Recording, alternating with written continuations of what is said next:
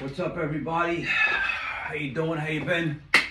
Uncle Richie back in the dungeon once again. My apologies. I was supposed to post this last weekend, but thankfully, in a good way, I got a little busy with the details, so I wasn't able to get it done. But this is going back to one of the reels that I had posted about compounding and polishing. You guys watch all these videos. They show you how to do it and you get the visuals, and that's great. And believe me, I think you could learn a lot from that stuff. But this is the one area, in my opinion, where, yes, watching these videos, you'll get the visual idea on what you need to do to, when it comes to polishing and compounding. You'll get the idea. You're never really going to see it fully on video, though. If you ever notice, take a video of your car when it's dirty and take a video of your car when it's clean. You'll see the comparison when they're both done. But when you initially take that video and you look at the car that's dirty, it doesn't look that dirty because the phone doesn't pick up a lot of the imperfections. It's the same thing with detailing. When you're detailing, you're compounding, you're polishing, you need to be able to see those lines. You need the correct light, correct lighting, correct surrounding to be able to really see all those imperfections, so you now can see what's on the car and you're able to pick it up correctly. So for example, like you said, you have these medium pads, the light pads. These are all, like I said, this is just the DA padding. If you had the rotary, it's going to be a microfiber. If you're old school like I did when I had the wool, I was doing that, which, if you don't know what you're doing, you'll really burn the paint. You'll burn it quick because the heat gets hot a lot faster.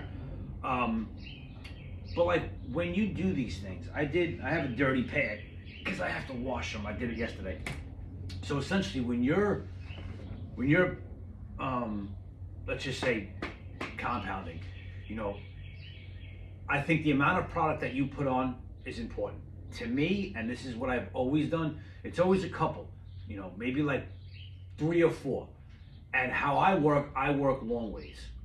So normally, and I'll post like a clip in this video to kind of show you what I mean.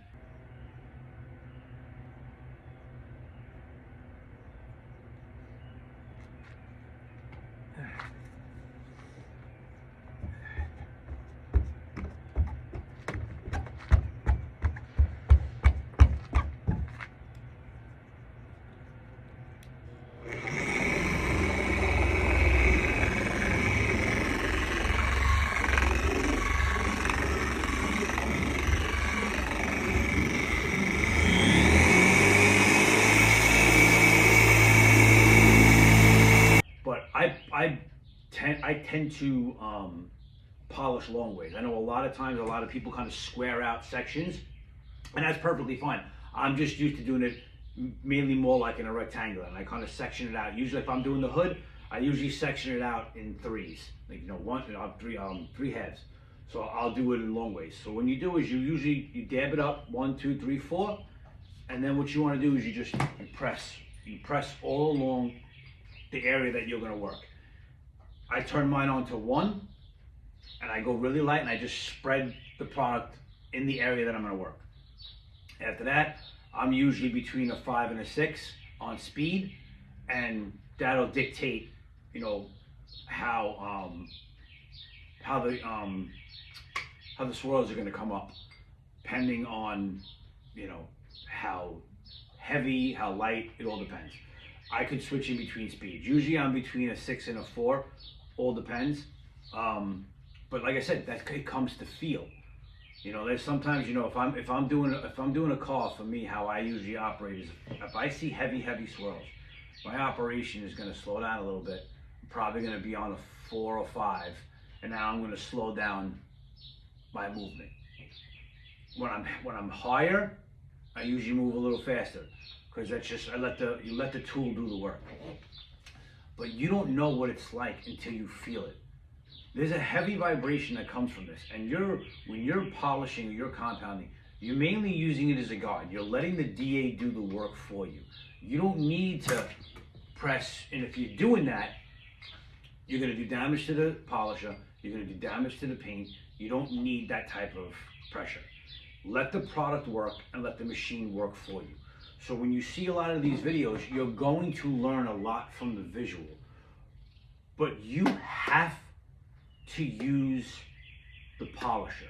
You have to use the product. You have to feel that in your hands. You have to be able to see it face to face, up close and personal, and not watching a video, because it's not going to give you the same thing. The pressure, the feel, the product, the lighting, all of this plays a part, and it comes with practice.